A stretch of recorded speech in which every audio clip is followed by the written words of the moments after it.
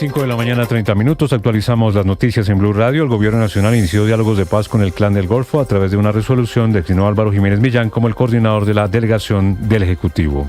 En las últimas horas, el presidente de la República, Gustavo Petro, firmó 2 resoluciones en las que nombra 11 negociadores, 6 del Grupo al margen de la ley y 5 del Gobierno Nacional. La lista de negociadores del Clan del Golfo está encabezada por Giovanni de Jesús Ávila, alias Chiquito Malo, máximo jefe de esta organización criminal. En las últimas horas, el expresidente Andrés Pastrana rechazó el inicio de los diálogos de paz con el Clan del Golfo y aseguró que la denominada paz total del Gobierno Nacional no es más que una pantalla para negociar con grupos del narcotráfico. El ministro de Defensa, Iván Velázquez, confirmó que fueron reactivadas las operaciones ofensivas contra la guerrilla del ELN tras el levantamiento del cese al fuego que se había pactado con ese grupo al margen de la ley. Las bandas criminales de los Chotas y los Espartanos anunciaron la ampliación de la tregua en Buenaventura hasta el próximo 5 de noviembre. La Fiscalía venezolana abrió una investigación contra María Corina Machado y Edmundo González por el mensaje de las fuerzas militares y policiales en las que les pide parar la represión. Los acusan de 7 delitos en los que están la instigación a la insurrección, conspiración y asociación para delinquir. Entre tanto, el presidente de Chile, Gabriel Boric, condenó la apertura de la investigación contra María Corina Machado y Edmundo González y pidió al régimen de Nicolás Maduro respetar los derechos humanos en Venezuela. Al menos 91 adolescentes han sido detenidos en Venezuela en las últimas semanas en medio de las protestas por los resultados de las elecciones del 28 de julio. Ya son 23 las personas muertas en las manifestaciones. El presidente de Venezuela, Nicolás Maduro, aseguró que la aplicación WhatsApp es usada para amenazar a militares y policías, así como a líderes comunitarios, por lo que pidió a la población que eliminen la plataforma de manera voluntaria, progresiva y radical. Estados Unidos aclaró que si bien ha reconocido a Edmundo González como el vencedor de las elecciones, todavía no lo reconoce como presidente de Venezuela y pidió al chavismo y a la oposición que negocien una transición democrática. El presidente Gustavo Petro abogó en las últimas horas por un acuerdo político entre Nicolás Maduro y la oposición para evitar un éxodo y una guerra en América Latina. El alcalde de Medellín, Federico Gutiérrez, y el gobernador de Antioquia, Andrés Julián Rendón, anunciaron un plantón para mañana a las 10:30 de la mañana en la plazoleta de la Alpujarra, esto para rechazar el régimen de Nicolás Maduro. Por el rompimiento del jarillón de Caregato en la región de La Mojana, la Procuraduría abrió un juicio disciplinario contra los exdirectores de la Unidad Nacional de Gestión de Riesgo, Eduardo González y Javier Pava, debido al incumplimiento a la prevención y el manejo de esta emergencia. El presidente del Congreso, Efraín Cepeda, afirmó que no hay ambiente en el Congreso para aprobar un acto legislativo que reviva la reelección presidencial, como lo propone la senadora del Pacto Histórico, Isabel Zuleta. La ministra de Ambiente, Susana Muhammad, presentó un nuevo proyecto de ley para prohibir la explotación del petróleo mediante el método fracking en el suelo colombiano. Es la quinta iniciativa que presenta el Gobierno Nacional sobre este tema. Hoy llegará a Colombia el medallista colombiano olímpico Ángel Barajas, quien obtuvo plata en barra fija a sus 17 años. Está previsto que llegue a Bogotá a la 1 de la tarde y a las 4 de la tarde se ha recibido con una caravana en su natal Cúcuta. Ampliación de esas y más noticias en BlueRadio.com. Sigan con Mañanas Blue.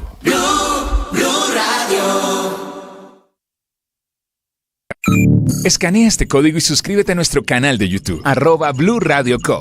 Y disfruta y participa de la programación de Blue Radio. Blue Radio, le ponemos cara a la radio. Blue Radio, la alternativa.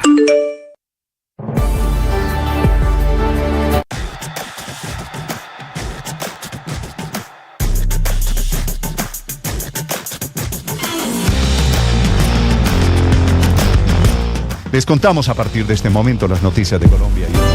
Estás escuchando Mañanas Blue.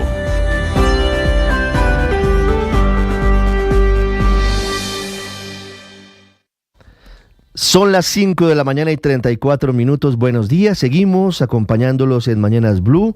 Hoy martes 6 de agosto, previo al día festivo. Hoy Bogotá cumple 486 años de fundación. Saludo a quienes a esta hora se suman a la sintonía de nuestro canal en YouTube. Como siempre, hasta ahora les traemos los temas de conversación en las redes sociales. Doña Patricia González, buenos días, ¿cómo le va? Ricardo, buenos días.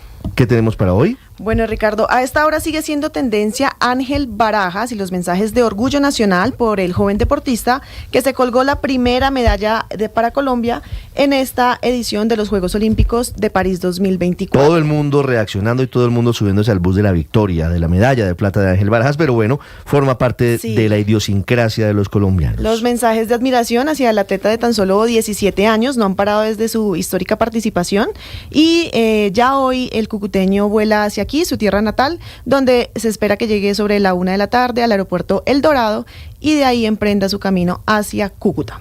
¿Qué más hay en redes sociales hasta ahora? Por otro lado, Ricardo, recuerda que ayer le comentamos el impasse de la cantante Amanda Miguel. Denunció que sus maletas habían sido robadas en el aeropuerto de Medellín. Pues resulta que todo había sido una confusión, un malentendido. Otro pasajero tomó las maletas por equivocación y las autoridades aclararon que fue el mismo pasajero que se acercó y entregó las maletas que contenían el vestuario de la cantante para sus presentaciones. En medio de todo, qué buena noticia que no haya sido un robo, que todo se ha aclarado y que haya aparecido, que haya sido retornada la maleta de la cantante, de la leyenda de la música romántica en español, diría Juan Camilo Vargas, música de plancha, Amanda Miguel. Así es. Y finalmente, déjeme y le nombro otro hecho que ha sido bastante criticado y ha generado bastante ruido en redes sociales. Y se trata de la arremetida del presidente de Venezuela, Nicolás Maduro, quien esta vez la emprendió contra WhatsApp.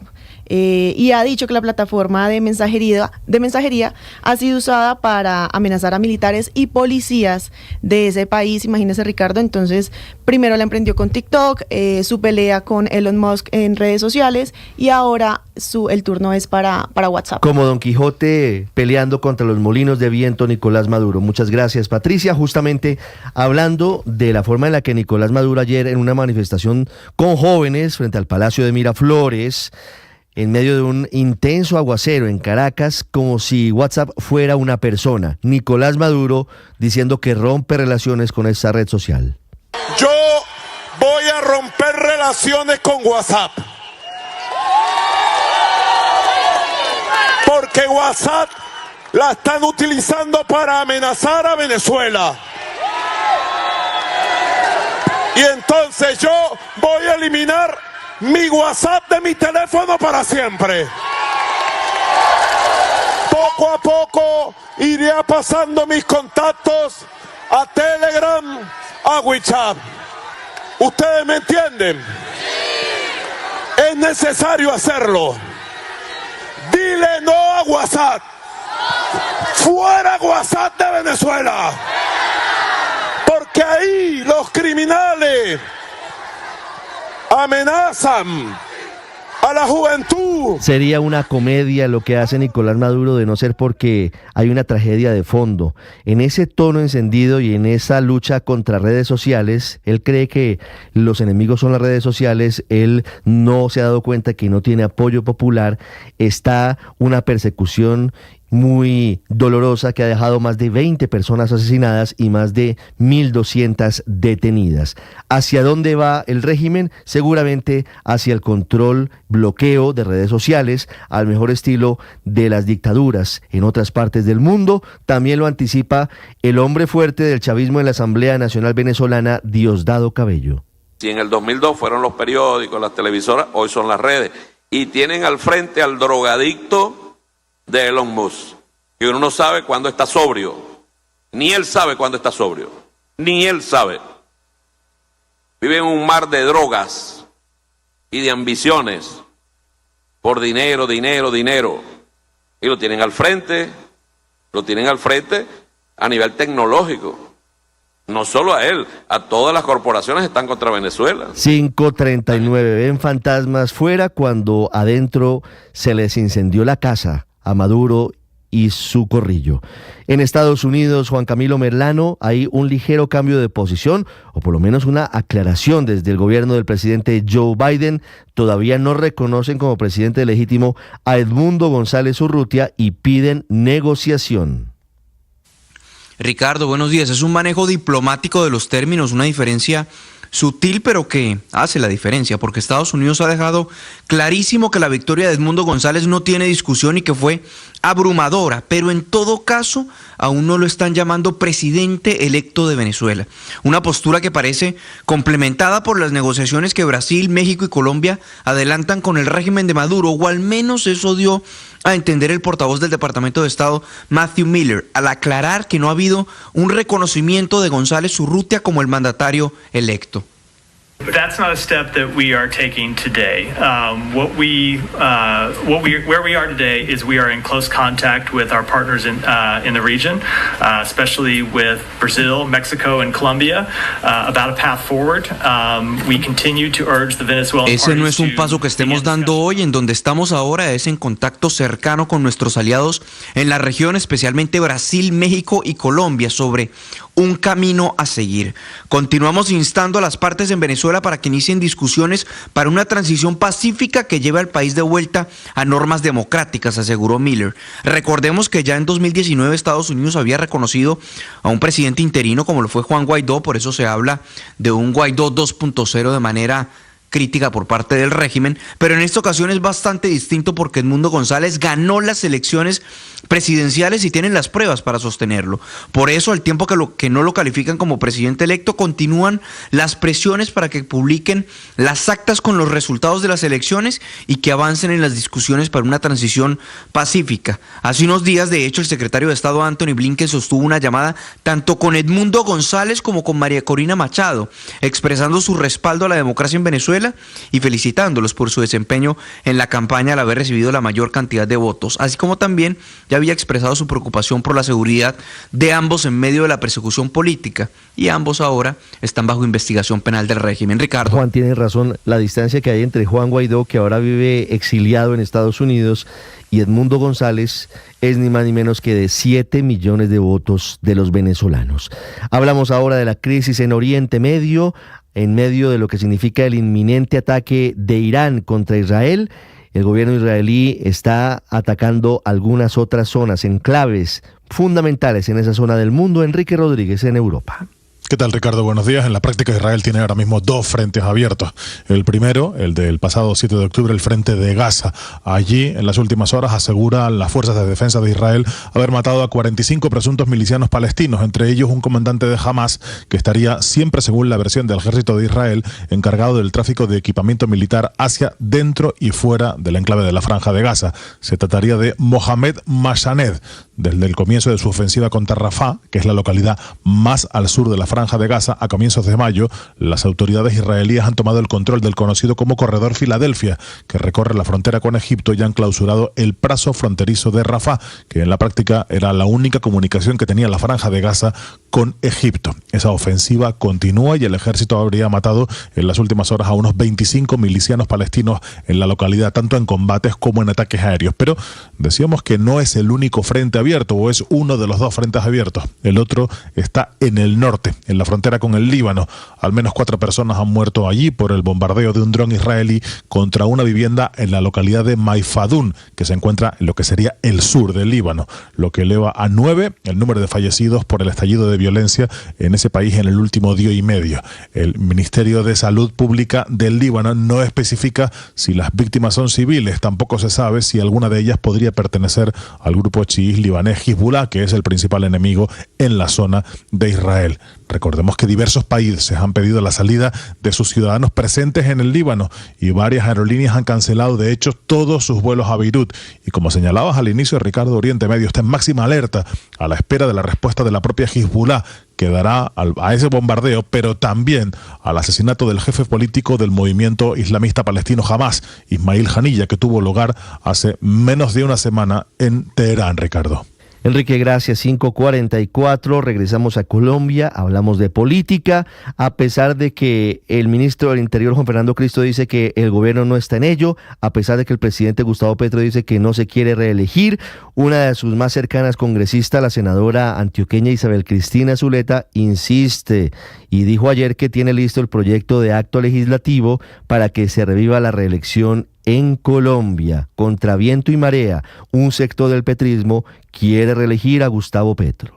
Comparando nuestra democracia con los países del mundo que hoy tienen reelección, que son la mayoría de los países del mundo. A mí me han criticado diciendo que voy a afectar la democracia, que un demócrata no haría esto, y yo me pregunto, ¿es que acaso en los otros países donde existe reelección no hay demócratas? Esas democracias son débiles. ¿Valdría la pena que la senadora Zuleta se echara un paseo por la región y fuera a Venezuela y mirara si la reelección le parece muy democrática con Nicolás Maduro y con Hugo Chávez? Hay que mirar el contexto completo. En el Congreso pareciera que no hay ambiente, pero todo puede pasar con nuestros parlamentarios. Por ahora se para firme el presidente del Senado, Efraín Cepeda. Andrés Carmona. Ricardo, muy buenos días. La idea de la senadora Isabel Zuleta de avanzar en la presentación de un proyecto de acto legislativo para revivir la figura de la reelección presidencial y extenderla tanto a alcaldes como gobernadores no cayó nada bien en el Congreso. Para el presidente de esta corporación, el conservador Efraín Cepeda, no hay ambiente.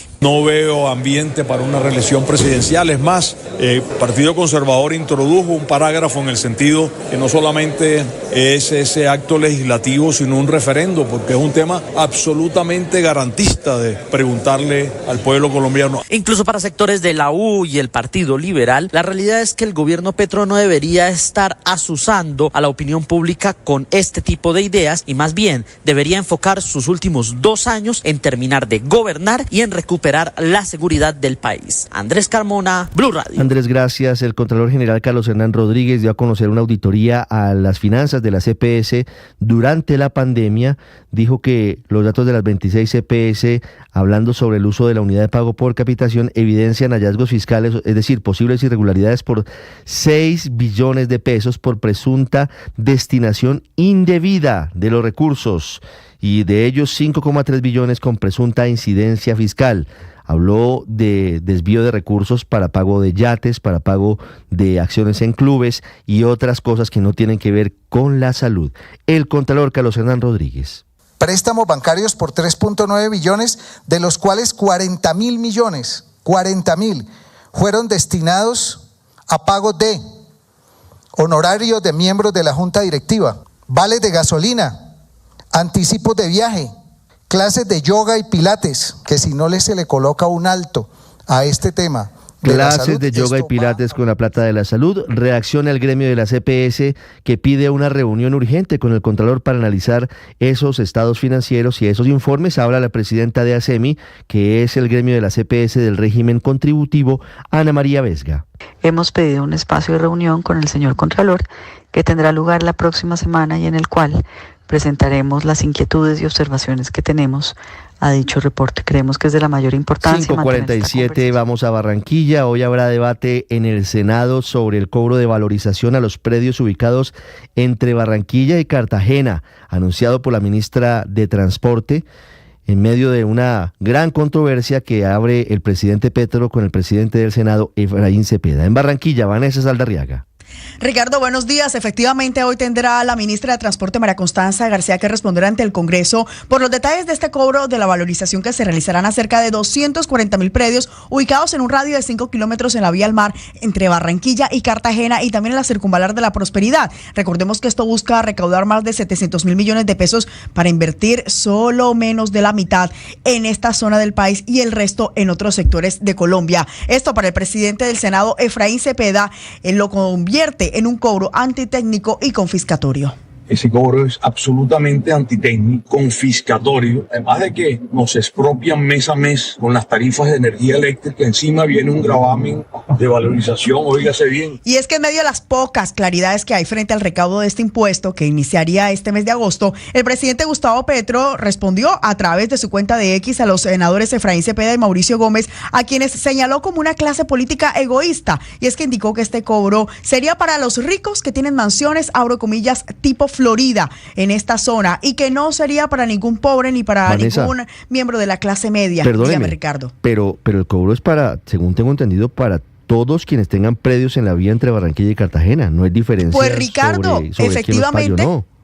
Sí, es que según los cálculos proyectados, Este recaudo incluiría zonas de estrato 1 y 2, como lo es, por ejemplo, el corregimiento La Playa, donde hay poco más de 40.000 viviendas. De pronto no le han informado al presidente Petro que ese cobro de valorización es para todos, no solo para los que él considera ricos y trata de manera despectiva. En Andes, Antioquia, cambiando de tema, hay velatón por la desaparición de una joven hace algunos días. Héctor Santamaría, en Medellín. Ricardo, buenos días. A más de 72 horas de la desaparición de Valentina Posada, la joven de 22 años sobre la que no se tiene información desde la noche del pasado 1 de agosto, habitantes de esta población del suroeste antioqueño se movilizaron exigiendo su búsqueda y clamando por su pronto retorno. Por eso salieron a las calles con pancartas, globos y velas. Somos las voces de las que ya no están. Mientras que la familia de la joven decidió ofrecer hasta 10 millones de pesos de recompensa por información que permita dar con su paradero, el alcalde de Andes, Germán Vélez, indicó a Blue Radio cómo van las investigaciones. Pues ya desde la administración también estamos haciendo toda la medida, estamos acompañando a la familia, estamos dando apoyo psicológico, como hemos hecho siempre, vamos a hacer pues un control de seguridad. Hay preocupación en las autoridades de Andes, pues este caso es el segundo en menos de 20 días en el que está involucrado un joven de este tipo de hechos. Y volvieron las lluvias, Ricardo, eso sí, a Medellín, el Valle de Aburrá, que se mantienen a esta hora, donde no solo hubo inundaciones en vías, sino que afectó por algunos minutos el partido entre Atlético Nacional y Águilas Doradas por descargas eléctricas. A esta hora tenemos 17 grados de temperatura, Ricardo.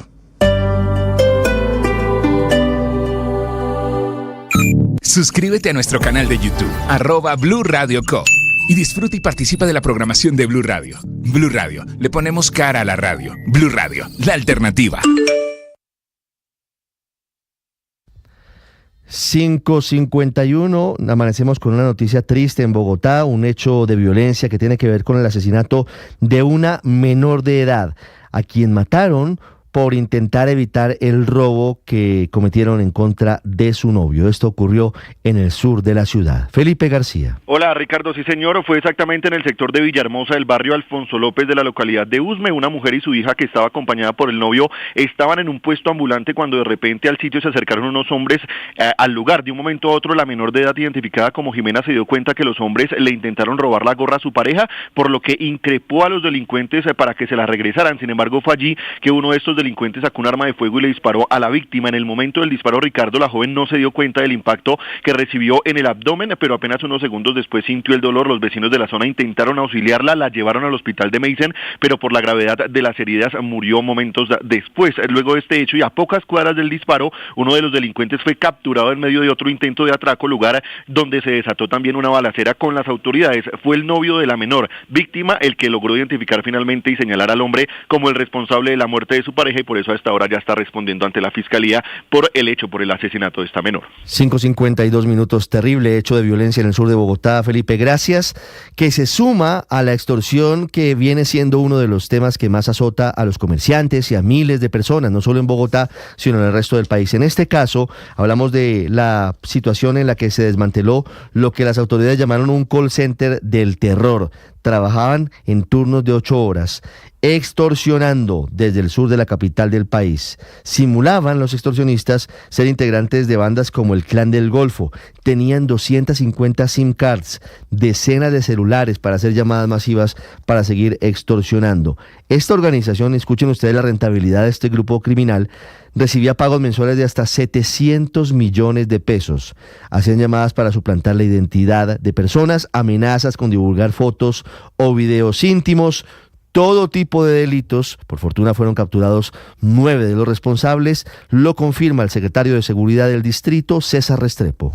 Y un grupo de personas en turnos de 8 horas hacen llamadas con información que son recolectadas de diferentes maneras a WhatsApp o a teléfonos, y a partir de eso generan amenazas masivas para ver quién cae en el temor. Estos individuos además recolectaban información de una forma en la que nosotros los ciudadanos a veces somos poco cuidadosos en el manejo de nuestra información. Hablando de servicios públicos, el presidente Gustavo Petro ayer en la tarde publicó una foto con un mensaje en su red social X, de nuevo muy duro en contra de las generadoras de energía eléctrica, que parece ser un mensaje velado. Podría venir en los próximos días finalmente la intervención del precio en bolsa, en medio de mucha incertidumbre, y mientras tanto se denuncia que no solamente en Colombia se están robando la luz, bajando cables del poste, sino que también hay robos importantes de gas natural. Marcela Peña. Hola Ricardo, buenos días. La Superintendencia de Servicios Públicos y Banti están alertando por la disparada en los robos de gas natural en el país, así como lo oye, de gas natural. Se estima que un 20% de los usuarios comerciales de Banti están haciéndole fraude al sistema, con lo cual se pierden al año más de 30.000 millones de pesos. Se han encontrado fraudes especialmente en restaurantes, panaderías, lavanderías y moteles. La manipulación de medidores de redes internas y externas y de acometidas sin el cumplimiento de las normas técnicas pueden, además de generar pérdidas económicas, tener graves implicaciones en materia de seguridad. Hay riesgos de escape que puede acabar en intoxicaciones, pero también emergencias por explosiones. Desde 2021, Banti ha recibido más de 1.500 denuncias por fraude en gas natural y espera que las denuncias aumenten en los próximos meses. Marcela Peña, Blue Marcela, Radio. y hablamos ahora de la historia de Daniela Andrade, que era vicepresidenta de la Fiduprevisora, es la pareja de Jaime Ramírez Cobo, uno de los principales asesores políticos de la presidencia de la República, cercano a Laura Sarabia, y quien, en medio de una investigación que adelanta la Procuraduría en su contra, recibió la buena noticia de que la nombraron notaria 36 de Bogotá.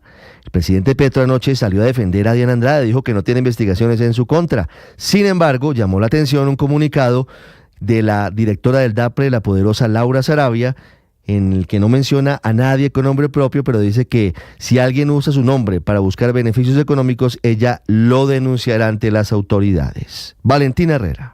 Hola Ricardo, buenos días. Laura Sarabia, directora de el DAPRE y una de las personas más cercanas al presidente Gustavo Petro, denunció que están usando su nombre para realizar acciones deshonestas y fraudulentas. Y aunque en el comunicado no detalló los casos, a Blue Radio la alta funcionaria le contó que desde hace varias semanas ha recibido información de personas que usan su nombre para ofrecer trabajos, para pedir dinero a cambio de favores, y lo más grave, dice ella, es que la están difamando y hasta diciendo que ofrece dineros a los periodistas a cambio de que hablen mal de otras personas del gobierno. Todo esto, insistió, es completamente falso. Por esto, Sarabia ya va a iniciar diferentes procesos legales contra quienes están creando estas falsas historias o también quienes están utilizando su nombre o incluso ayudando a replicar las acusaciones. Este pronunciamiento llega en medio también de las denuncias que se han hecho en el interior del gobierno nacional de una presunta guerra de poderes en la que estaría involucrada la directora del DAPRE y en la que se habla también de un fuego amigo de funcionarios que han intentado desprestigiar a la funcionaria, que reiteramos es una de las más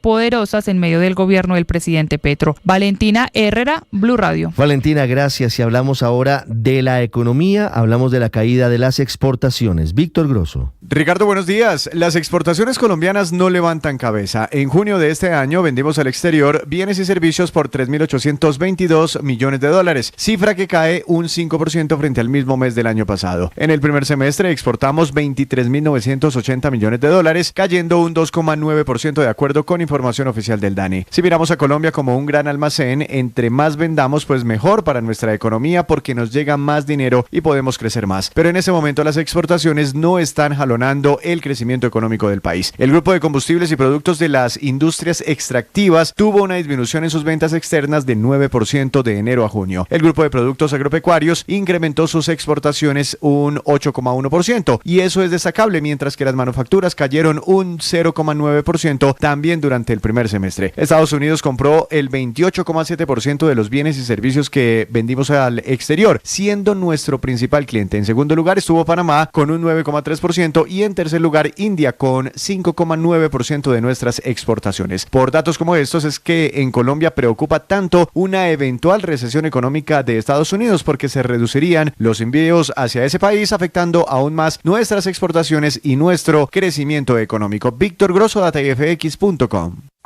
Las movidas empresariales, la bolsa, el dólar, los mercados internacionales y la economía también tienen su espacio en Blue Radio. Escuche Negocios Blue, esta noche a las 7:10 en Blue Radio. Escanea este código y suscríbete a nuestro canal de YouTube, @Blue Radio Co. Y disfruta y participa de la programación de Blue Radio. Blue Radio, le ponemos cara a la radio. Blue Radio, la alternativa. Hola, soy Sergio Fajardo, el profesor, y tengo un video podcast en Boombox. Tatiana es una profesora de la Universidad de los Andes. Estudió economía, estudió historia, hizo un doctorado en sociología. Es una mujer joven que tiene una historia impresionante, conmovedora y tiene una personalidad inimaginable. Este video podcast lo pueden encontrar en Boombox y en todas las plataformas de streaming. Llegó la hora de fluir con el planeta y actuar para proteger las reservas de agua que nos quedan. Únete a esta corriente y juntos cuidemos el agua. ¡Bañémonos! En pareja, Vargas. O de a 3 o de a 4. Saquemos el balde a la calle para lavar el carro. Todos podemos ser protagonistas de esta gran historia. Cuidar el agua, la corriente que nos une. Una campaña de Caracol Televisión, Blue Radio y La Calle.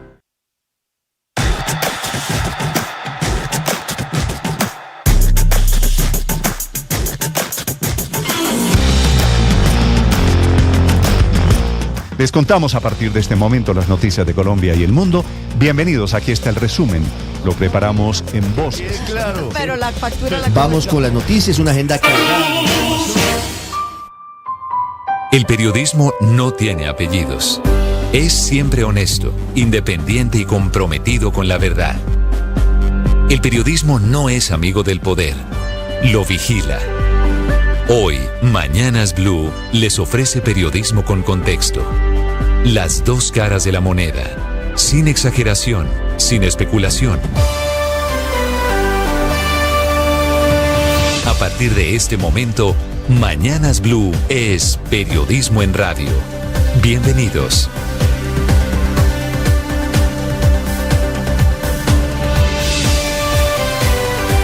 Bienvenidos, buenos días, son las 6 de la mañana en punto, los saludo desde Mañanas Blue, hoy martes 6 de agosto, Bogotá, que cumple 486 años, tiene una temperatura de 8 grados. Completamos 9 días de incertidumbre política en Venezuela y en el continente, sin una salida diplomática a la vista y sin conocer por parte del Consejo Nacional Electoral, que controla Nicolás Maduro, las actas que certificarían el cuestionado triunfo de Maduro sobre Edmundo González Urrutia en las elecciones presidenciales del pasado 28 de julio. Hay muchas noticias que tienen como origen Venezuela. El presidente Gustavo Petro finalmente anoche, a través de sus redes sociales, advirtió que si no hay un acuerdo entre la oposición y Maduro, primero había escrito entre la oposición y el gobierno de Venezuela, lo que vendrá para América Latina, dice el presidente Petro, es un nuevo éxodo y una guerra. El régimen de Maduro quiere presos, qué duda cabe, a María Corina Machado y a Edmundo González Urrutia. La fiscalía, encabezada por Tarek William Saab, un chavista y madurista de pura cepa, les abrió investigación penal por pedirle a los militares que se pongan al lado del pueblo ante las denuncias de fraude en las elecciones presidenciales.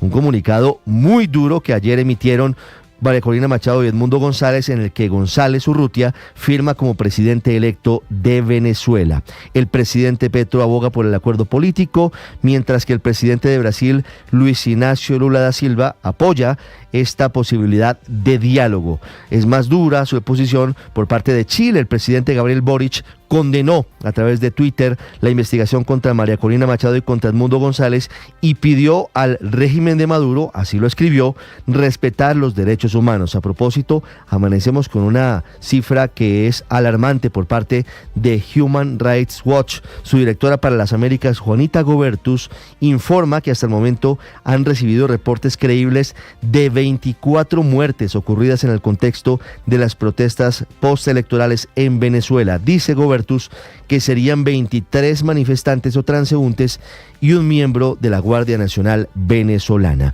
La Unión Europea urge al gobierno de Nicolás Maduro para que cese la intimidación judicial a los opositores, y en medio de este juego de ajedrez en el que hay una parte diplomática moviéndose muy fuerte, Estados Unidos está aclarando que reconoció a Edmundo González como el vencedor de las elecciones, pero todavía no lo reconoce como presidente electo de Venezuela, y le pide tanto a Nicolás Maduro como a la oposición que negocien una transición democrática. En segundo, les voy a contar la increíble historia de cómo Nicolás Maduro le habla como si fuera una persona a la red social WhatsApp y dice que rompe relaciones con WhatsApp.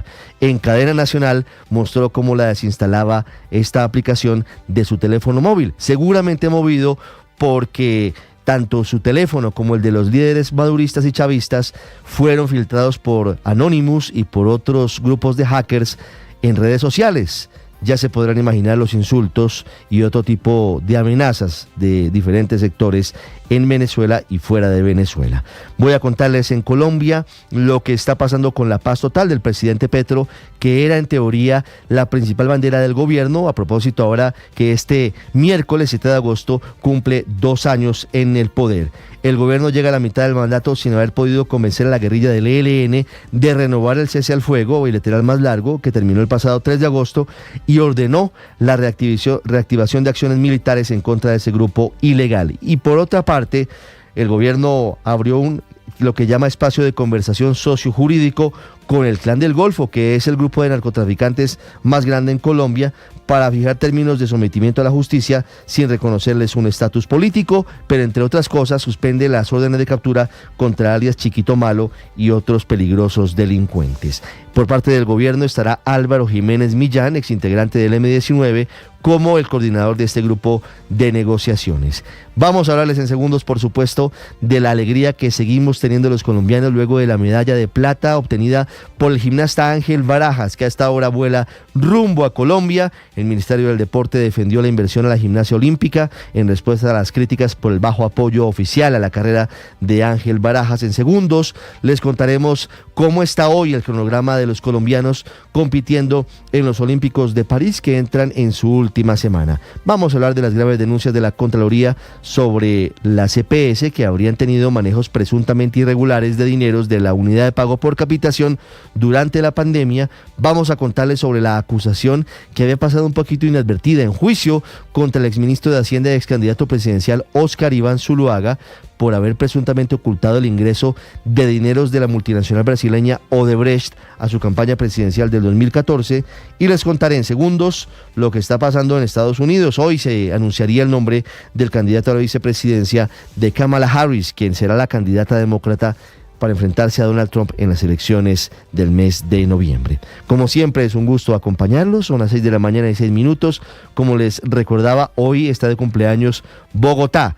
Cumple 486 años de fundación.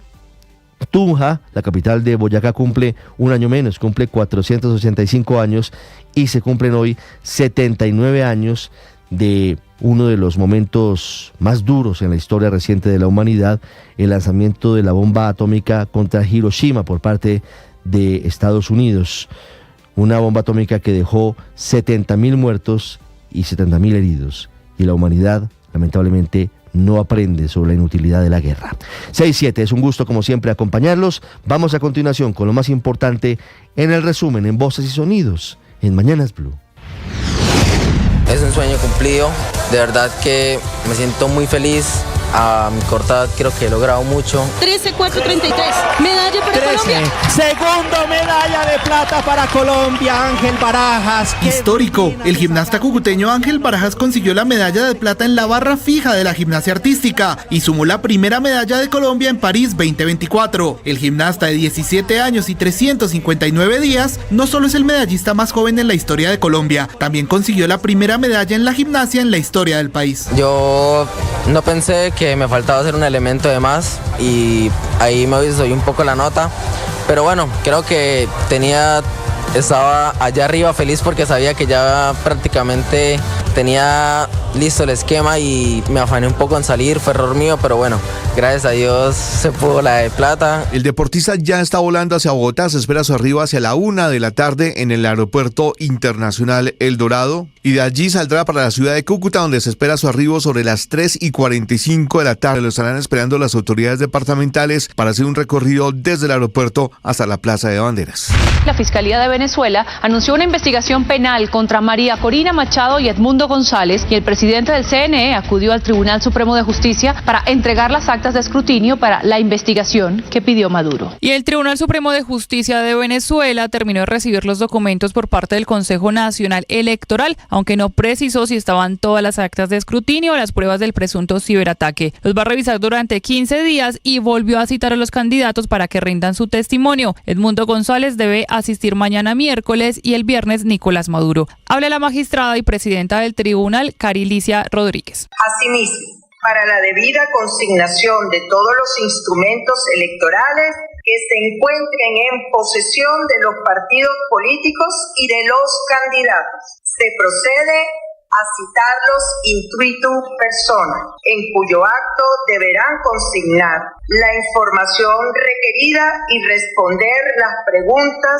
que les formule este órgano jurisdiccional en relación con la presente causa. Y también sigue la crisis diplomática. El presidente de Chile, Gabriel Boric, condenó la investigación iniciada en contra de María Corina Machado y Edmundo González, a lo que Iván Gil, canciller de Venezuela, le respondió a Chile que ese país solamente se arrodillaba a los desmanes de la ultraderecha y el fascismo y que no se debía meter en los temas de Venezuela. ¡Vete pa'l carajo, WhatsApp!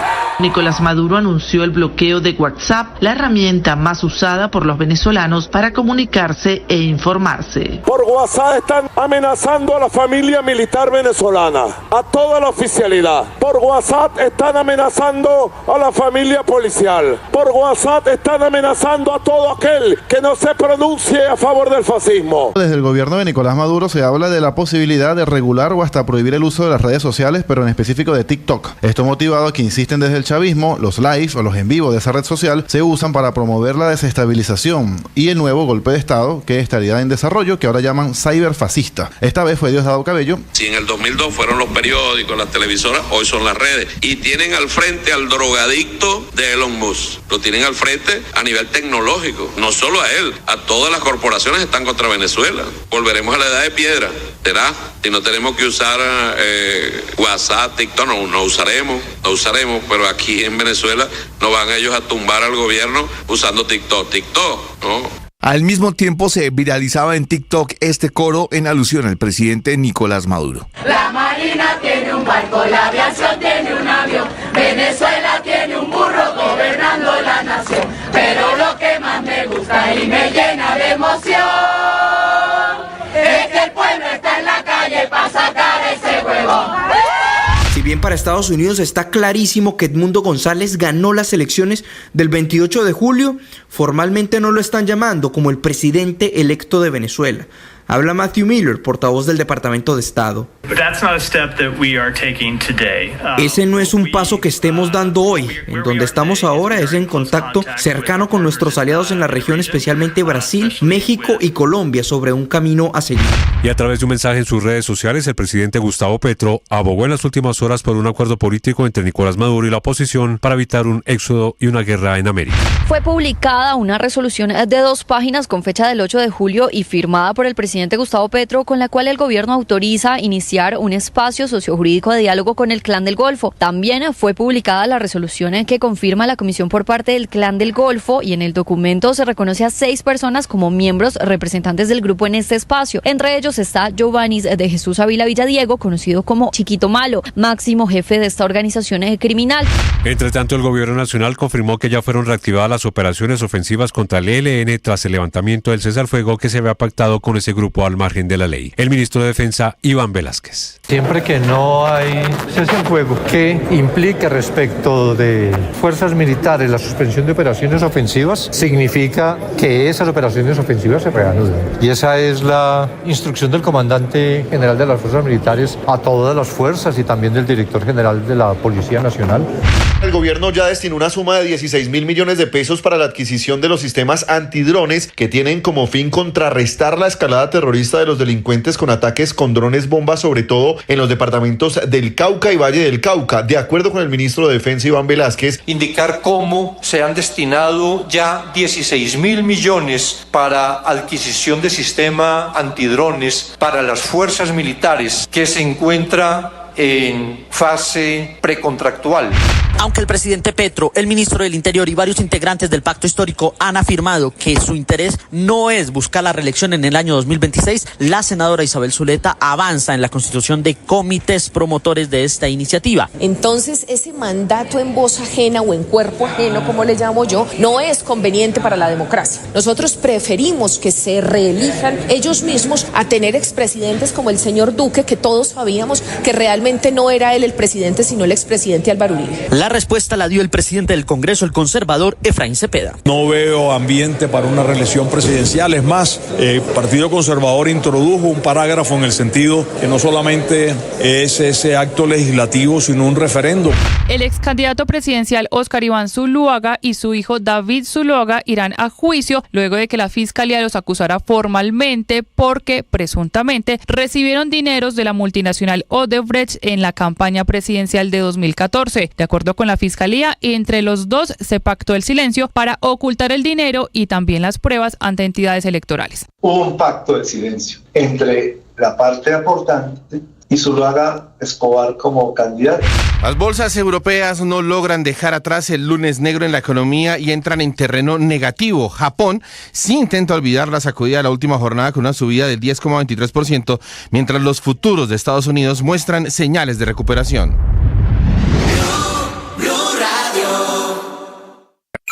Escanea este código y suscríbete a nuestro canal de YouTube, @Blue Radio Co. Y disfruta y participa de la programación de Blue Radio. Blue Radio, le ponemos cara a la radio. Blue Radio, la alternativa. Llegó la hora de fluir con el planeta. Y actuar para proteger las reservas de agua que nos quedan. Únete a esta corriente y juntos cuidemos el agua. ¡Bañémonos!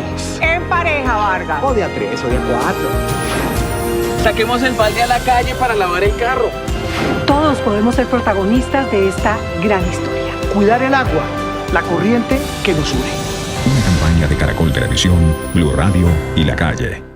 Llega el podcast El Futbolista Presidente. Dago García entra al juego con su primer audionovela de Boombox. Encuentre todos los episodios de esta emocionante historia en Spotify o en www.boombox.com.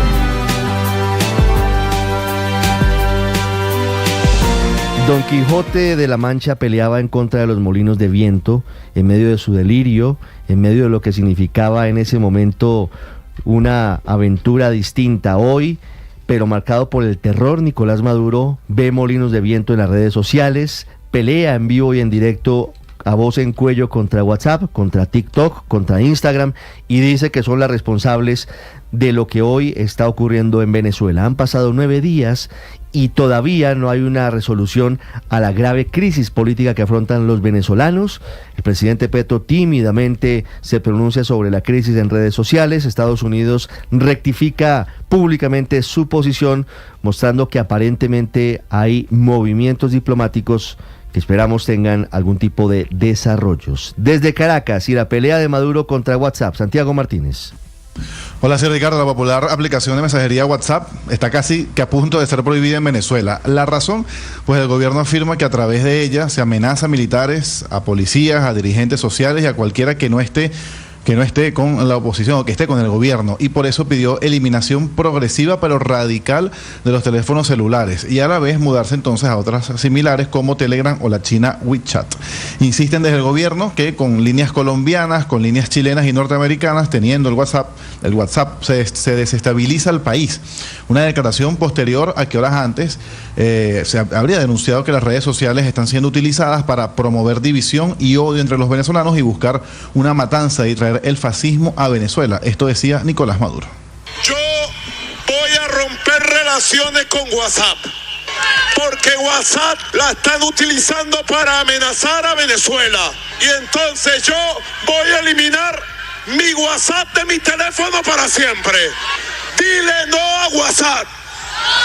Fuera WhatsApp de Venezuela.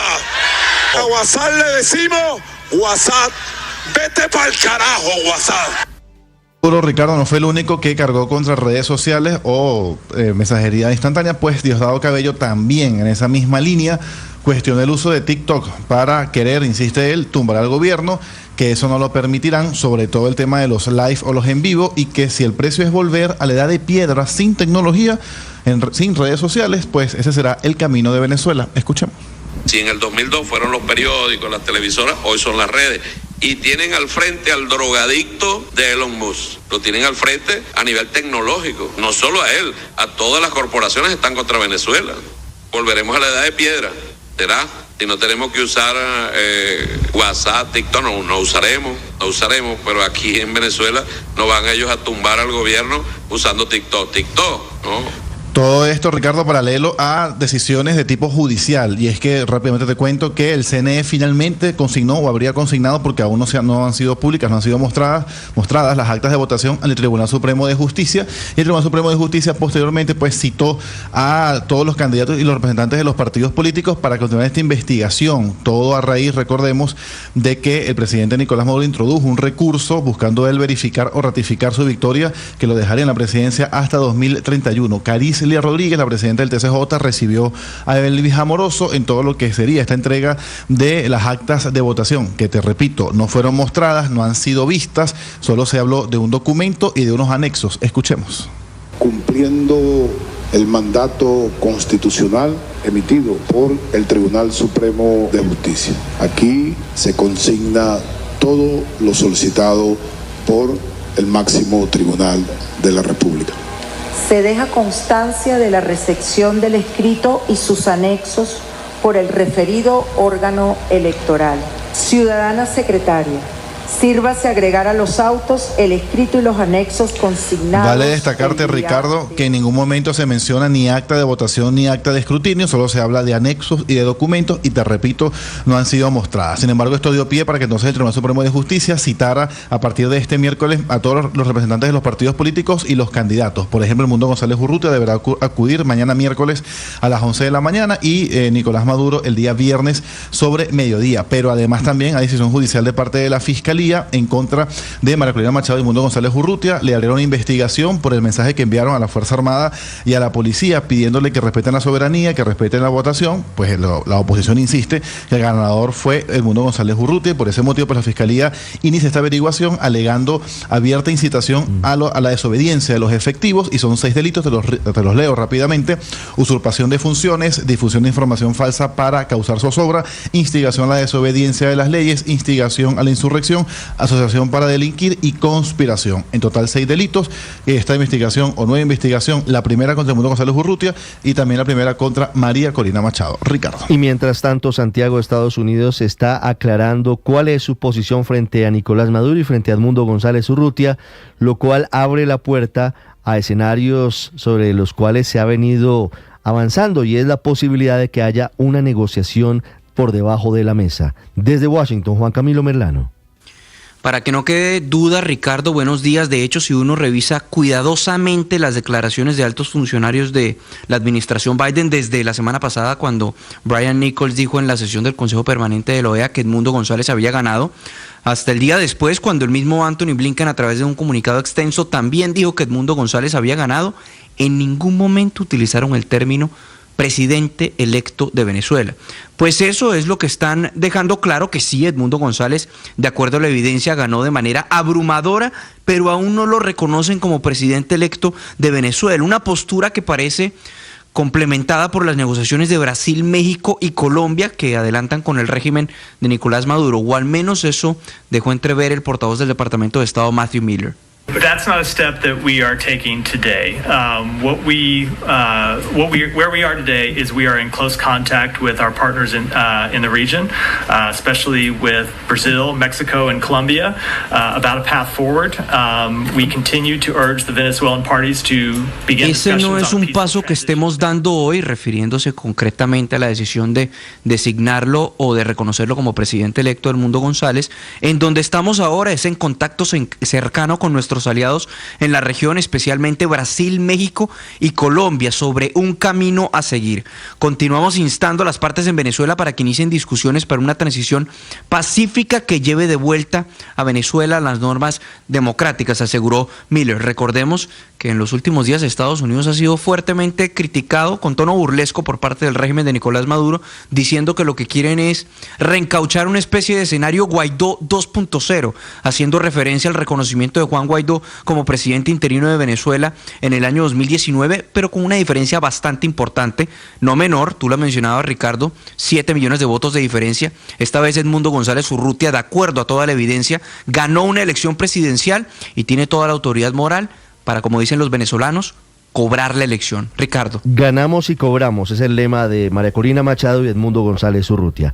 En Colombia, a punto de cumplirse 2 años del mandato del presidente Gustavo Petro, ya llegamos a la mitad del gobierno del presidente Petro. Este miércoles 7 de agosto intenta rectificar lo que ha significado hasta ahora muy poco avance en la paz total. No hay todavía resultados concretos con ninguno de los grupos y ahora intenta nuevamente el gobierno del presidente Petro una negociación con uno de los principales grupos de narcotraficantes de Colombia, el Clan del Golfo. Caterina Ávila. Buenos días, Ricardo. Aunque la paz total del presidente Gustavo Petro parece desmoronarse, el gobierno decidió sumarle un actor más, el Clan del Golfo. A través de la resolución 257 del 8 de julio del 2024 se autoriza el inicio de un diálogo sociojurídico con este grupo criminal para buscar su sometimiento. En el documento se lee, abro comillas, el espacio de conversación sociojurídico estará dirigido a verificar la voluntad de transitar hacia el Estado de Derecho, fijar los términos de sometimiento a la justicia en los términos permitidos en la ley. En este espacio de conversación fue designado como coordinador de la delegación de gobierno Álvaro Jiménez Millán, pero por el lado del Clan del Golfo también hay representantes definidos. El principal será Giovanni de Jesús Ávila, alias Chiquito Malo, cabecilla de esta organización y quien tiene un prontuario criminal extenso y es requerido mediante 57 órdenes de captura por los delitos de narcotráfico, minería ilegal, extorsión, contrabando, tráfico de migrantes, entre otros. Hay otros 5 representantes más, entre ellos Orosman Orlando Asten Blanco, alias Rodrigo Flechas, José Gonzalo Sánchez, alias Gonzalito, Elkin Casarrubia Posada, alias Cura, José Miquel de Moya Hernández, alias Chirimoya, y Luis Armando Pérez Castañeda, alias Bruno. En el decreto, además, el gobierno hace una solicitud a la Fiscalía. Por intermedio de la Consejería Comisionada de Paz, comunicar la presente resolución a las autoridades correspondientes para lo de su competencia, para la suspensión de las órdenes de captura a que haya lugar durante el término de la vigencia de reconocimiento como miembros representantes. Por ahora se desconoce la fecha exacta en la que el gobierno comenzaría este primer acercamiento con el Clan del Golfo. Sin embargo, el presidente Gustavo Petro ya tendría un plan de acción que anticipó ante el Consejo de Seguridad de Naciones Unidas. Con la AGC,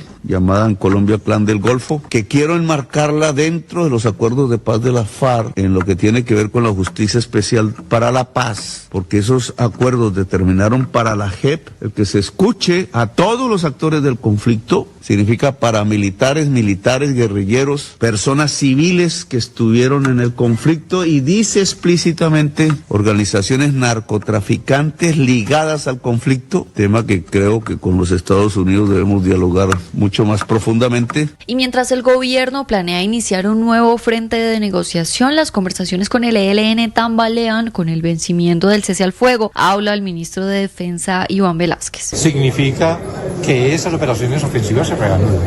Y esa es la instrucción del comandante general de las fuerzas militares a todas las fuerzas y también del director general de la Policía Nacional, a toda la policía del país. Esto aumenta la incertidumbre de un proceso de paz que ya se había visto frenado desde hace meses, cuando el comando del ELN se paró de la mesa debido a que consideró como un irrespeto que el gobierno nacional comenzara diálogos con el Frente de Comuneros del Sur. Caterina Ávila, Blue Radio.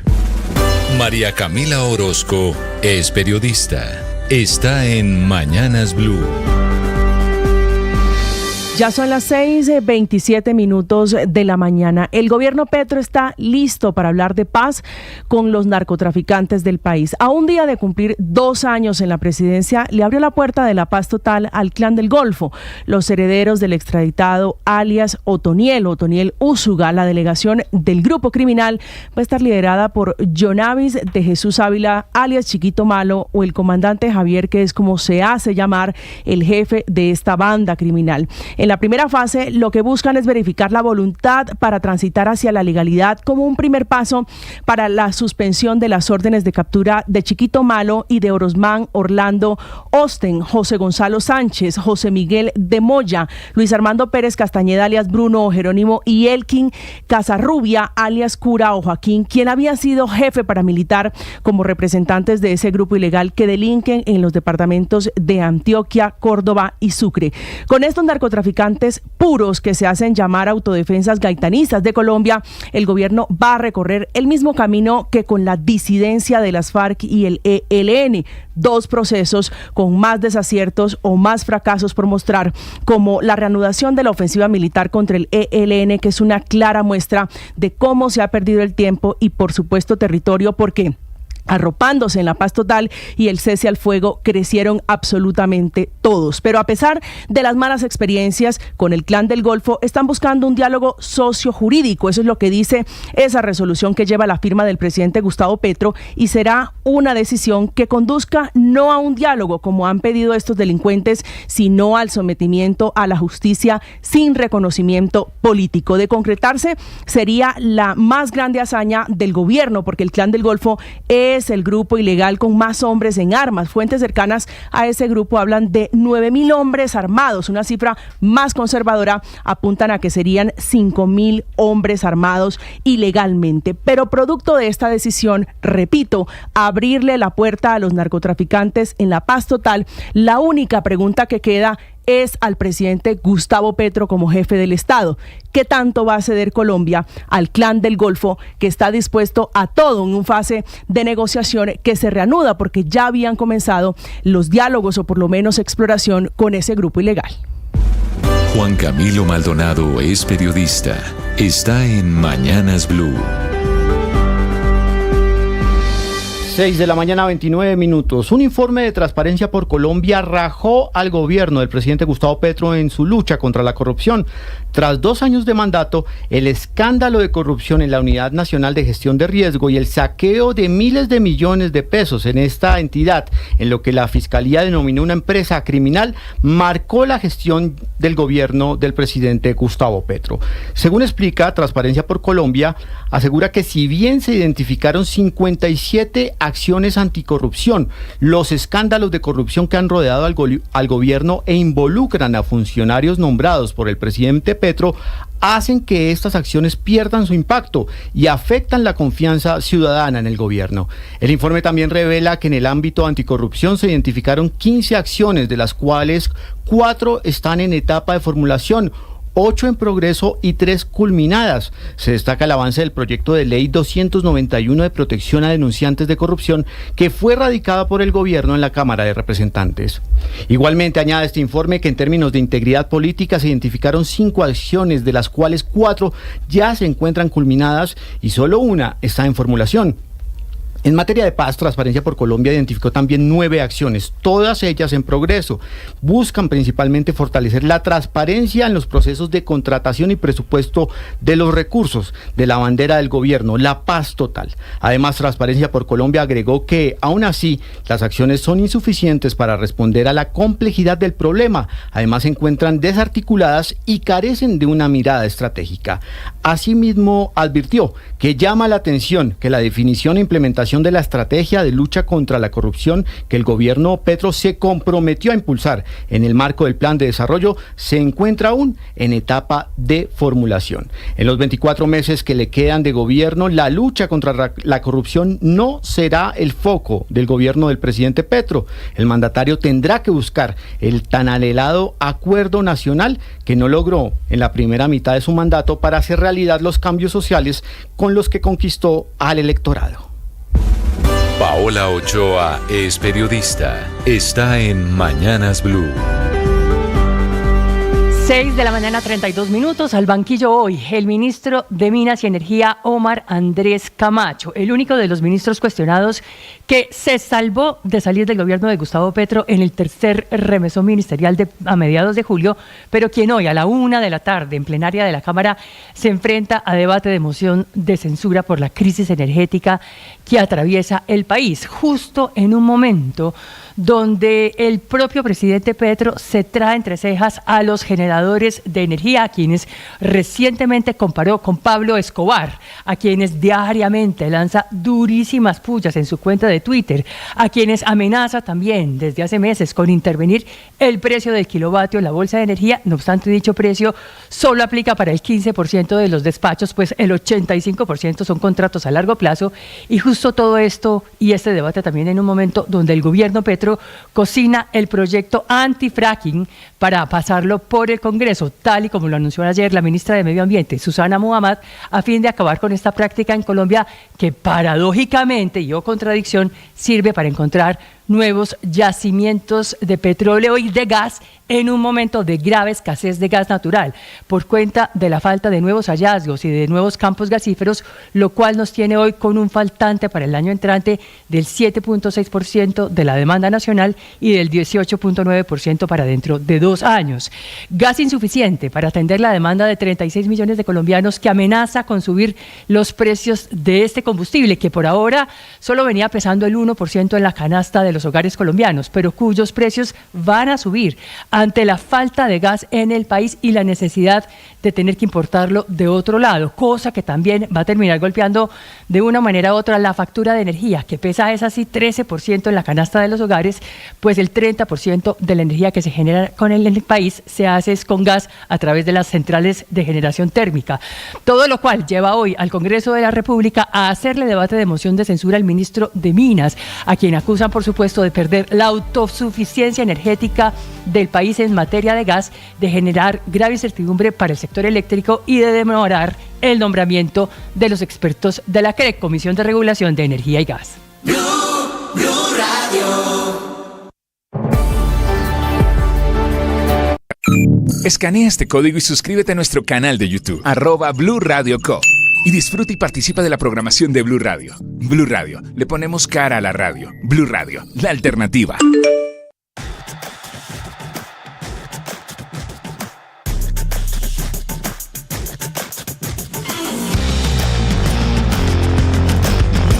Les contamos a partir de este momento las noticias de Colombia y el mundo.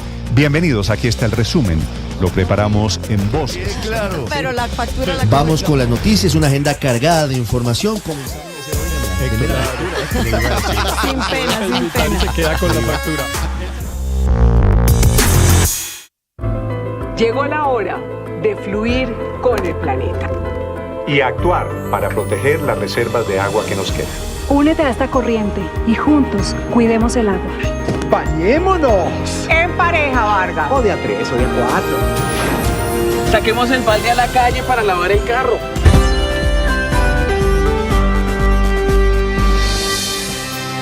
Ahora 6 de la mañana, 35 minutos. Para Linero, buenos días. Buen día, Ricardo, como siempre, con ánimo, con fuerza, con ganas. Iniciamos nuestra jornada confiando y creyendo que todo va a estar bien. Creo que es la manera como debemos iniciar el día, provocando emociones de bienestar y confiando en que las cosas van a salir como lo esperamos. Hoy viene muy florido, ¿no? Sí, yo soy Caribe. Yo nací en el Caribe, frente al mar, esa colección de colores de la Sierra Nevada de Santa Marta. Entonces, nada, aquí estamos como siempre. Ahora, feliz de estar en Bogotá. Viene listo para el viernes chiquito. Bueno, qué bueno que celebren el cumpleaños de Bogotá. Claro que Inmediatamente iba a decirte, yo tengo que decir que vivo feliz en Bogotá. Entre otras cosas porque Mark Twain tenía razón. El paraíso está donde está Eva. Entonces, bueno. Yo vivo feliz en la ciudad de Ricardo, Bogotá, pero fíjese que sí. Incluido. Con mensaje incluido, pero fíjese que también, sí. Agradecimiento, destaco a Bogotá, amo Bogotá, soy feliz en Bogotá y tengo mucho o todo por agradecerle a Bogotá porque aquí he hecho mi carrera profesional, aquí he construido mi vida. Alegra. No todos los que llegan a Bogotá destacan a Bogotá. Hay gente que reniega de la capital del país, pero al final es la ciudad de todos. 6:37 minutos. Fue fundada el 6 de agosto de 1538 por don Gonzalo Jiménez de Quesada. Y por eso estamos hablando de Bogotá, porque es el cumpleaños de esta ciudad que nos acoge a todos. Eso hay que decirlo. Es la ciudad de todos. Yo sigo siendo Caribe. Mi pinta sí lo dice, pero claro, yo feliz. No lo puede negar, por favor. La mía no lo dice, pero yo amo a Bogotá. No sé si Héctor está. Creo que la fundación de Bogotá se hizo en la plaza que hoy es el Chorro de Quevedo, Héctor. Aquí estoy. ¿En el Chorro de Quevedo, ¿cierto, Héctor? En el Chorro de Quevedo, claro. Sí, claro. El Chorro de Quevedo es eso que llamarían la plaza fundacional en Bogotá. En la Candelaria. Ajá. Claro. Después la plaza fundacional pues se trasladó a lo que hoy es la plaza de Bolívar, pero la historia esa de las 12 chozas y tal, esa leyenda está fincada en el Chorro de Quevedo, que hoy es además un sitio turístico muy, muy concurrido, ¿no? Bueno, turístico y juvenil, porque se lo tienen tomado los estudiantes de las universidades de alrededor. Y la rumba ahí es buena, quiero decirle. Me han hablado mucho de las chichas de colores, ¿sabe? Todavía venden chicha en el chichas Chorro de colores, claro, me han hablado mucho de las chichas. ¿Ah, sí? No las he probado, pero me han hablado mucho de las chichas de colores. No me Venden diga. chicha y otras cosas. Venden chicha y otras cosas. De eso no vamos a hablar. Ahí en ese lugar se instaló el campamento militar al que llamaron Nuestra Señora de la Esperanza, que es el sitio en el que arranca esta bella ciudad que, insisto, nos acoge a todos. Feliz cumpleaños, Bogotá, 638. El Pero el alcalde Chorro Galán está celebrando este día subiendo al Cerro de Monserrate, según nos cuentan desde la alcaldía. Héctor, ¿me decía? No, le iba a decir que el Chorro, no sé si usted ha ido recientemente, Ricardo, realmente se ha convertido en un centro turístico muy, muy importante para la ciudad. Por ahí hay un callejoncito peatonal pequeñito, digamos, construido seguramente en la época de la colonia, que conduce al Parque de los Periodistas, que es tal vez la vista más bonita que hay de Monserrate. Y una cuadra a un lado hacia el oriente también del Chorro de Quevedo, una cuadra y media, está la Plaza de la Concordia, que además fue recuperada hace relativamente poco, y hoy venden unos platos pues de la comida típica colombiana de extraordinaria calidad. Por ejemplo, el ajiaco que venden en la Plaza de la Concordia, se lo recomiendo. Tiene que invitarnos, 6:39 minutos. También me dicen oyentes, hoy cumpleaños Tunja, cumple 485 años. Felicitaciones a los boyacenses y también a los tunjanos, por supuesto. Padre, ¿de qué hablamos hoy? Oiga, ¿sabe que a mí la historia de la mamá de Ángel Barajas que escuchamos ayer aquí? Doña Angélica Vivas. Doña Angélica Vivas, claro que sí. Me impactó porque esa es la historia de muchas mamás y de muchos papás en Colombia, que encuentran cuál es el deseo del hijo y les acompañan, dan todo por ellos, así como hay papás y mamás que no tienen nada que ver con los hijos, que se olvidan de ellos, que privilegian otros intereses. Padres ausentes. Hay otros que están ahí. Entonces quiero como destacar ese acompañar a los hijos hasta ese lugar, hasta las metas, porque esta es la historia visible, porque hay una medalla de plata olímpica, pero ¿cuántas de esas historias hay en las calles de nuestras ciudades? Sabe que anoche, escuchando de nuevo las entrevistas de Ángel Barajas, me conmovió cuando uno de los colegas colegas periodistas, le pregunta a Ángel Barajas, le dice, mire a su lado, mire, allá está la barra que trajo usted de Colombia, y Ángel Barajas se quiebra en llanto, dice, a mi mamá le debo todo, ella sabe por lo que hemos pasado. Qué bonito, y de eso hablaremos en segundos, 6:40 minutos. Juan Camilo Vargas, buenos días. Siguen los Olímpicos. ¿Hoy Colombia tiene opciones de nueva medalla? Sí, señor, hoy hay opción. Buenos días para usted y para todos. Hay opción con Arnovis Dalmero, el atleta del salto largo que estará disputando la final a partir de la 1:15. Serán 12 participantes. Ahí estará el hombre de Ciénaga. Hoy ya participaron 7 colombianos. De esos 7, solo uno clasificó a la ronda final. Fue en la prueba de clavados 3 metros.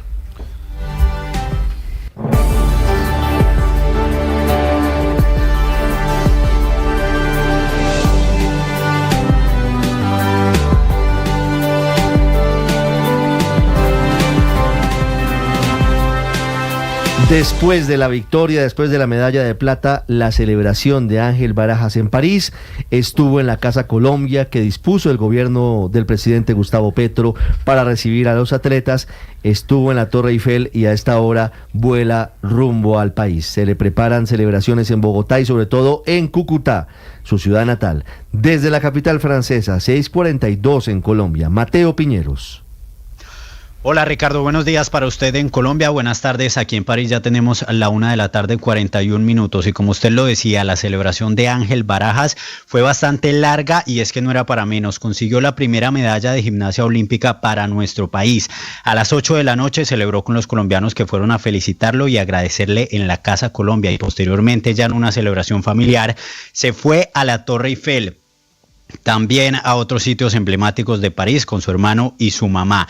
A la 1 de la madrugada llegó el gimnasta a la Villa Olímpica, donde duermen los deportistas en las justas, y justo antes nos habló sobre ese espacio en su casa que él tiene libre y que en este momento está vacío, y que durante varias entrevistas ha dicho que lo iba a llenar únicamente con una medalla olímpica de París. Bueno, la verdad es un sueño que hace mucho tiempo tenía y yo guardé ese espacio para colgar esa medalla que tanto he anhelado. Yo dije que en mis primeros Juegos Olímpicos quería que mi madre me acompañara y me viera competir. Y bueno, gracias a todas esas empresas, a la alcaldía, a la gobernación, a Conforiente que colocaron su granito de arena.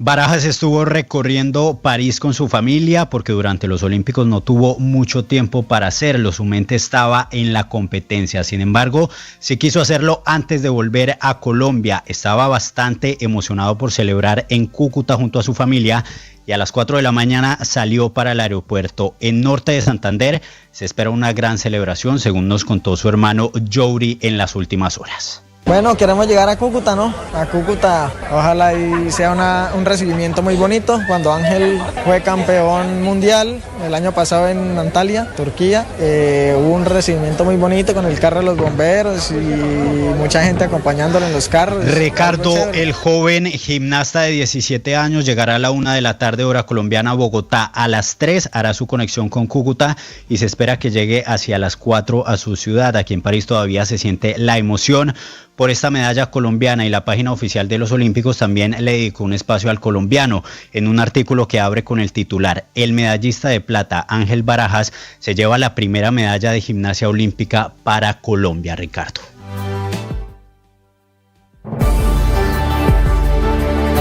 Atención, hay una noticia urgente. Señoras y señores. Tendencia a nivel global. Bienvenida, mil gracias por estar con nosotros hoy aquí en Blue Radio. Usted enfermo por el fútbol y los compañeros de seminario en retiros. Rezando rosario y yo.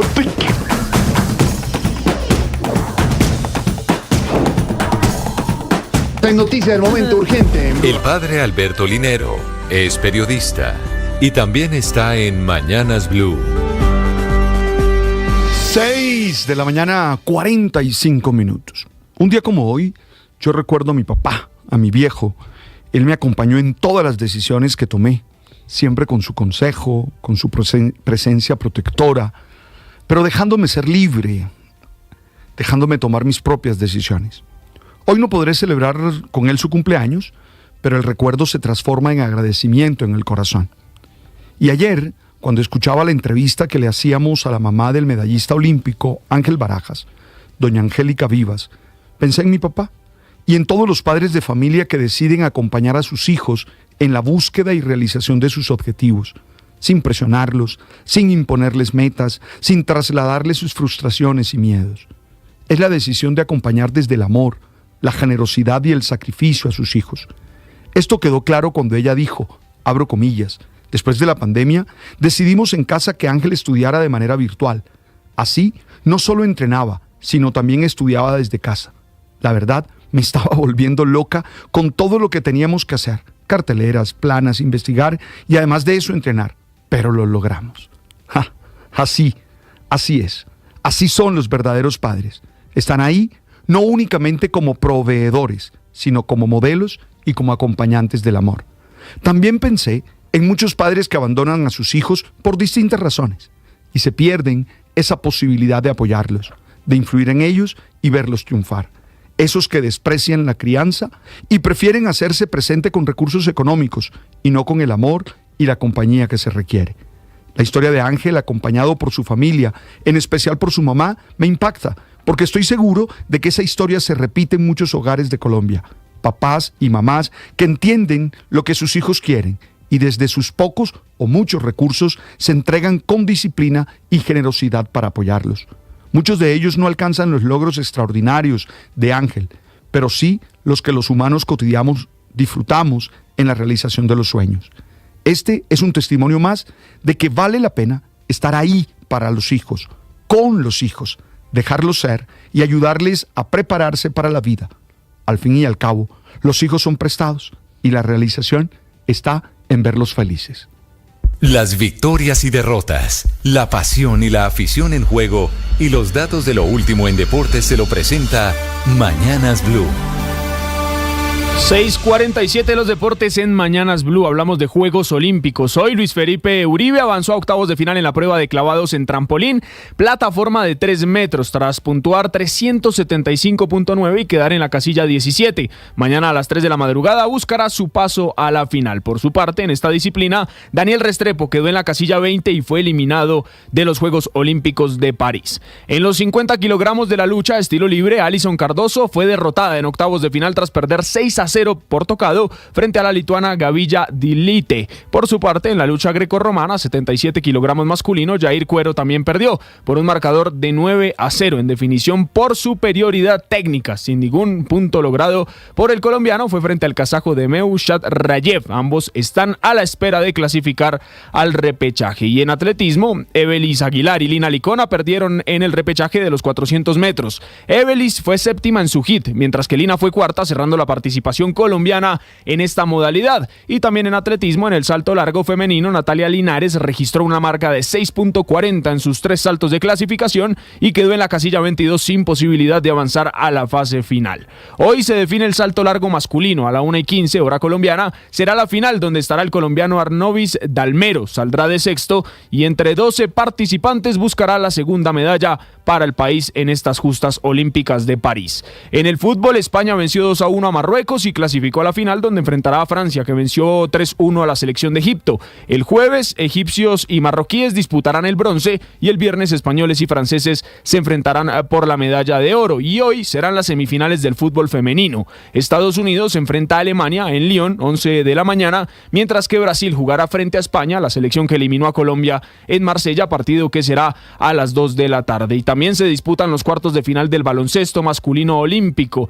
A pesar de la gran actuación de Giannis Antetokounmpo, el hombre de la NBA, no se pudo evitar la eliminación de Grecia y marcó 22 puntos, el hombre de los Milwaukee Bucks, pero igual perdieron frente a Alemania por 76-63. Hoy a las 7:30 Serbia enfrenta a Australia, a las 11 Francia a Canadá y a las 2:30 Brasil estará enfrentando a la selección favorita, a la de los Estados Unidos. Y hablamos de fútbol colombiano porque Nacional empató un gol frente a Águilas Doradas. Águilas se fue arriba con gol de Jesús Chucho Rivas y Kevin Parra lo empató al minuto 84 para el equipo verde.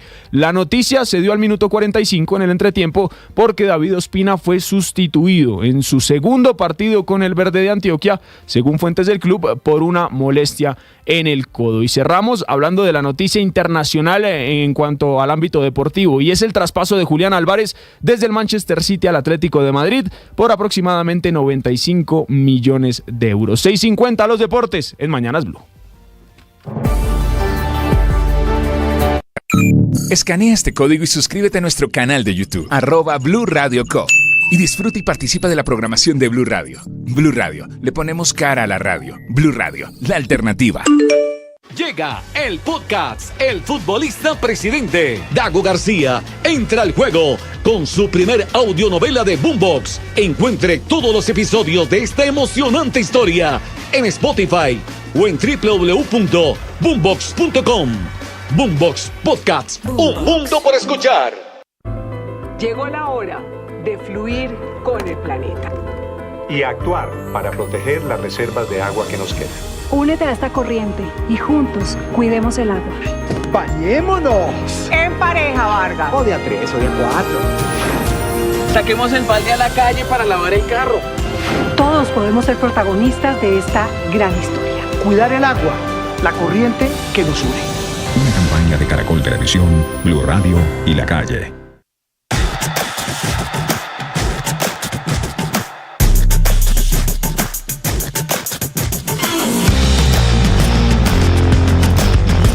Les contamos a partir de este momento las noticias de Colombia y el mundo.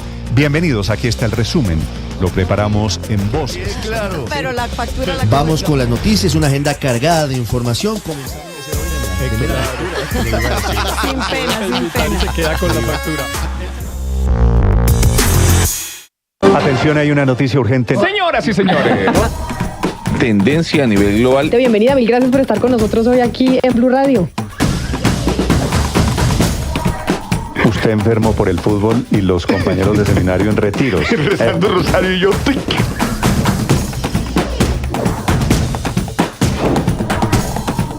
En noticia del momento urgente en Blue Radio. Blue, más que radio.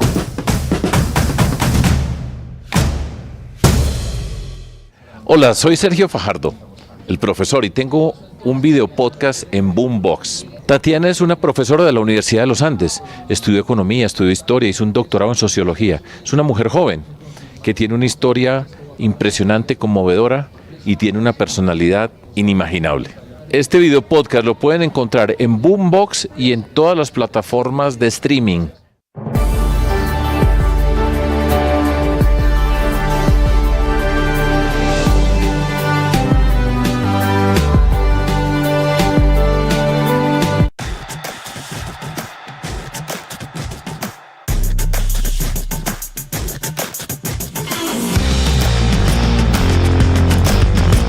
Les contamos a partir de este momento las noticias de Colombia y el mundo.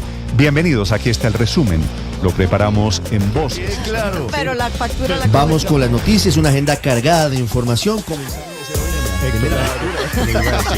pena, sin pena. Se queda con la factura.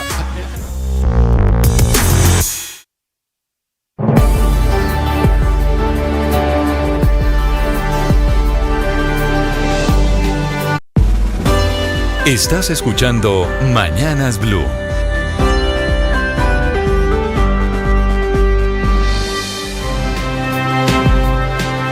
En segundos hablamos con uno de los abogados del Clan del Golfo, ahora que el gobierno del presidente Petro intenta de nuevo lo que llama diálogo sociojurídico para un eventual sometimiento a la justicia. Padre, ¿recientemente se ha hospedado en alguno de los hoteles Dan? Claro que sí. En la ciudad. Legendarios. Legendarios, además que siempre con un buen servicio, que últimamente los había visto, no sé, no en el nivel de siempre. ¿En serio? Sí. Mire, por ejemplo, el Hotel Dan es la casa de la selección Colombia-Barranquilla. Por ejemplo. Y ahí es la concentración de Colombia. Ahí me he quedado en varias oportunidades. Mire, les tengo noticia. En Cali también hay en Cali también hay Dan, en Bogotá hay varios, de hecho.